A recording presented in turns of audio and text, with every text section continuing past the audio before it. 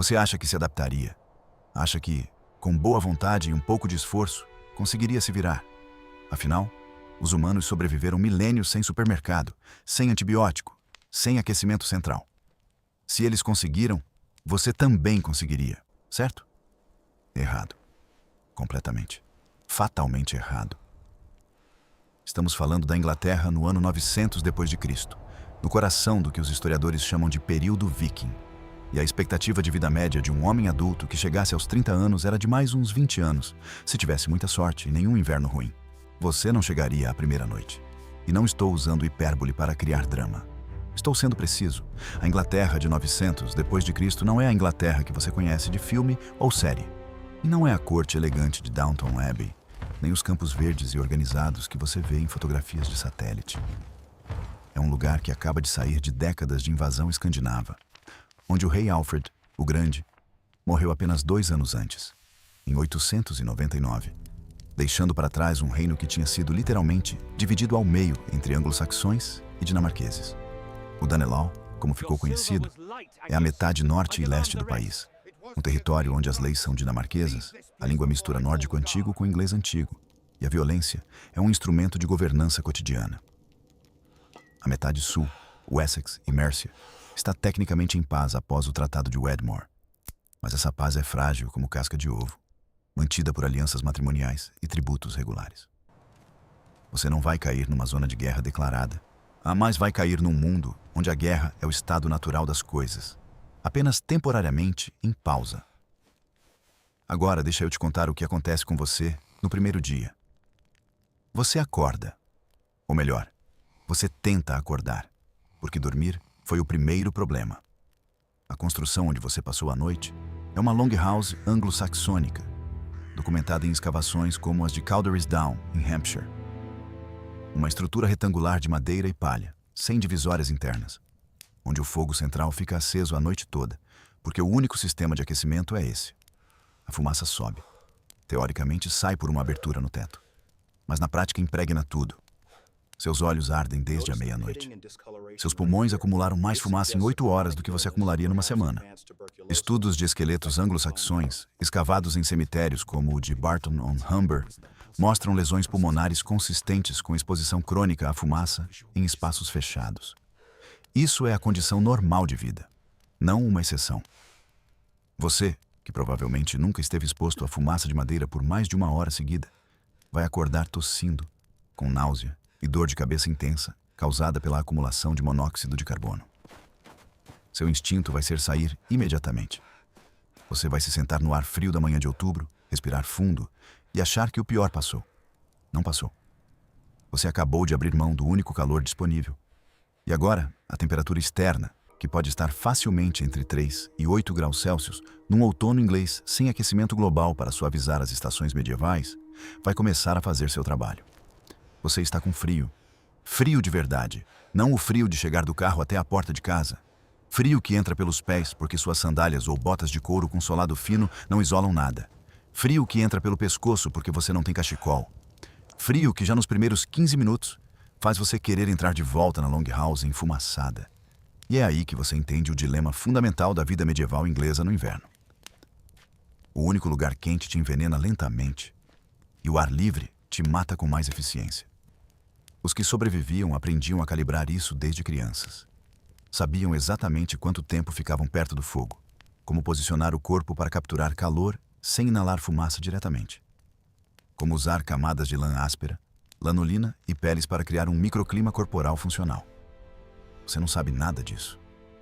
Você vai ficar com frio, subestimar o frio, e as consequências vão aparecer nos próximos dias. Mas primeiro, você tem que trabalhar. É aqui que a maioria das fantasias medievais vai por água abaixo. Você imagina que ia caçar, pescar, colher frutas. Não. Em outubro de 900, você vai estar no período de preparação para o inverno, o que significa uma coisa específica. Você vai estar carregando peso. A colheita aconteceu em setembro.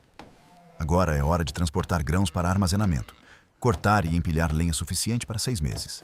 E se você estiver numa propriedade com animais, matar e processar o gado excedente porque não há forragem suficiente para manter todos os animais vivos durante o inverno.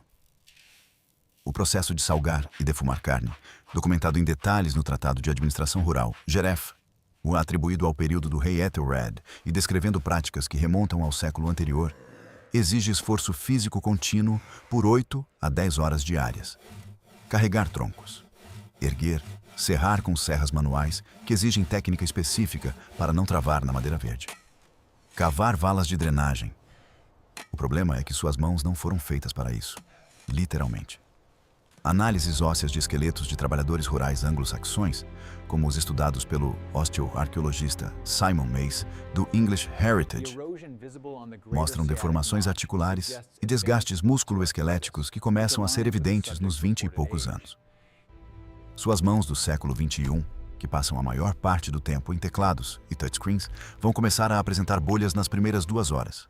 Nas primeiras 4, você vai soltar ferramentas involuntariamente porque a dor vai ser intensa demais. Nas primeiras 8, você vai entender por que a expectativa de produtividade de um trabalhador medieval era calibrada para esse nível de esforço desde a infância. Porque quem não foi condicionado desde os 5 ou 6 anos simplesmente não consegue executar. Mas você também precisa comer antes de trabalhar. E é aqui que vem outro problema que você não estava esperando. A comida existe. Isso é a boa notícia. A má notícia é que ela não tem nada a ver com o que seu paladar e seu sistema digestivo foram treinados para processar.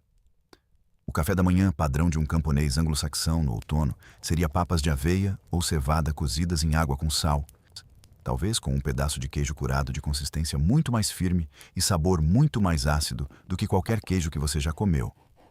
E pão de centeio com textura compacta e sabor azedo de fermentação natural. Sem açúcar refinado. Sem cafeína. Sem nada que estimule os receptores que você passou a vida inteira condicionando com café, suco de laranja industrializado e qualquer versão de carboidrato simples que seu café da manhã moderno contenha. Seus níveis de glicose vão oscilar de formas que vão deixar você lento, irritado e com dificuldade de concentração. Mais importante, a água que você vai beber vai ser a primeira coisa que pode te matar antes mesmo do frio ou do trabalho. A água em 900 d.C. numa vila inglesa vem de poços ou riachos. Sem filtração, sem cloração, sem nenhum processo moderno de tratamento. Os habitantes dessa vila têm imunidade construída ao longo de gerações a parasitas e bactérias locais que são endêmicos nessa água. Você não tem. Os estudos de paleoparasitologia, conduzidos em escavações como a de Coppergate, em York, o maior sítio arqueológico urbano viking-saxão da Inglaterra, encontraram ovos de Ascaris lumbricoides, Trichuris trichiura e outros parasitas intestinais em praticamente todas as amostras de solo analisadas de fossas e latrinas. Isso não é contaminação acidental. É a condição normal de saúde intestinal da época. Uma pessoa nascida naquele ambiente convive com carga parasitária baixa a moderada ao longo de toda a vida, desenvolvendo tolerância. Você vai beber água desse poço. Nascer em 48 a 72 horas, vai ter diarreia severa o suficiente para causar desidratação significativa no frio do outono inglês. Desidratação mais hipotermia, leve, mais trabalho físico extenuante, é uma combinação que vai te colocar no chão em questão de dias. E então, chega a noite. E aí, você enfrenta o problema que ninguém menciona quando romantiza a vida medieval. A escuridão absoluta. Não existe iluminação pública. A Longhouse tem lamparinas de gordura animal, documentadas em escavações saxônicas em Southampton e outros sítios, que produzem uma chama pequena e instável suficiente para não bater nos móveis, mas não para ler, não para trabalhar com precisão, não para fazer quase nada além de ver vagamente os rostos das pessoas ao seu lado. Você vai se sentar no escuro com 8 ou 12 outras pessoas, num espaço do tamanho de uma sala de estar pequena, sem privacidade nenhuma, ouvindo os sons dos animais domésticos, que em muitas propriedades ficavam separados dos humanos apenas por uma divisória baixa de madeira dentro do mesmo edifício. O cheiro é o que vai te acertar primeiro. Fumaça, estrume, suor humano acumulado porque o banho semanal é um luxo que depende de disponibilidade de água aquecida. E a lã, umedecida pela transpiração do dia de trabalho, libera um odor específico que nenhuma descrição de livro didático vai te preparar adequadamente para processar. E no meio de tudo isso, as conversas param, as lamparinas são apagadas para economizar gordura, e você fica no escuro. Não escuro do seu quarto às 3 da manhã. Escuro de verdade, sem nenhum LED de carregador e sem nenhuma fresta de luz de rua. O tipo de escuro que faz seus olhos procurarem algo e não encontrarem absolutamente nada. Estudos de privação de luz artificial mostram que humanos modernos, acostumados a estímulos luminosos constantes, experimentam ansiedade significativa em escuridão total não voluntária em questão de minutos. Você vai ficar acordado. E vai ficar acordado ouvindo. Numa vila medieval inglesa de 900, o ruído noturno inclui cães que respondem a qualquer movimento externo, animais inquietos, bebês que choram porque bebês sempre existiram e sempre choraram, e uma paisagem sonora de floresta e vento que para alguém criado em ambiente urbano vai soar como ameaça constante. Mas o que vai realmente te quebrar psicologicamente não é o barulho. É a ausência de controle. Você não tem para onde ir. Não tem como chamar alguém. Não tem como verificar se está tudo bem.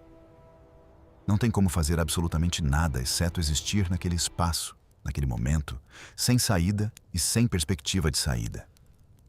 A ansiedade que isso gera em alguém do século XXI, criado com a expectativa profunda de controle sobre o próprio ambiente, não é exagero dramático.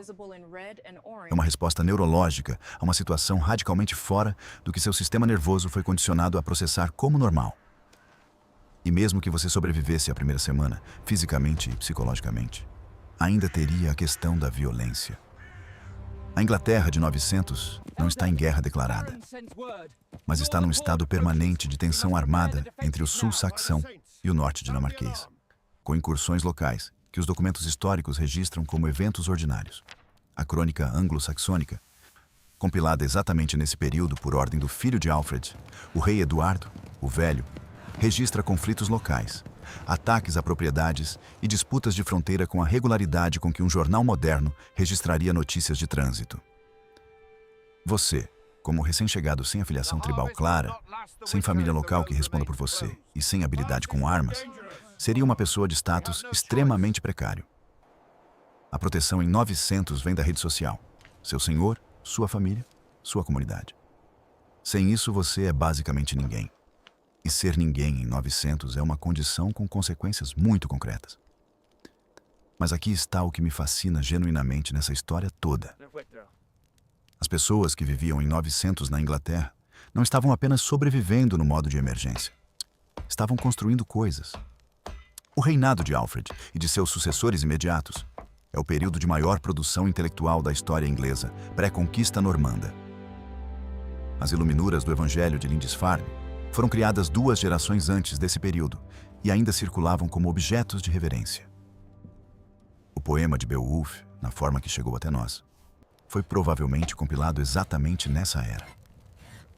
As pessoas que carregavam lenha, bebiam água parasitada e dormiam no escuro enfumaçado também memorizavam poemas épicos com centenas de linhas, construíam igrejas com sofisticação estrutural que ainda podemos visitar e desenvolveram sistemas de lei e administração local que formam a base direta do Common Law inglês. O Witenagemot, a Assembleia de Sábios que aconselhava o rei anglo-saxão, é um ancestral direto do parlamento. A palavra inglesa town vem do saxão tun, que significava exatamente o tipo de propriedade rural cercada onde você teria passado sua semana de terror. Essas pessoas eram extraordinariamente competentes no seu mundo. O problema não é que esse mundo fosse inferior, é que era radicalmente diferente do seu. E diferente de formas que nenhuma quantidade de boa vontade ou força de vontade moderna conseguiria cobrir rapidamente o suficiente para salvar sua vida. Você pode visitar o que sobrou.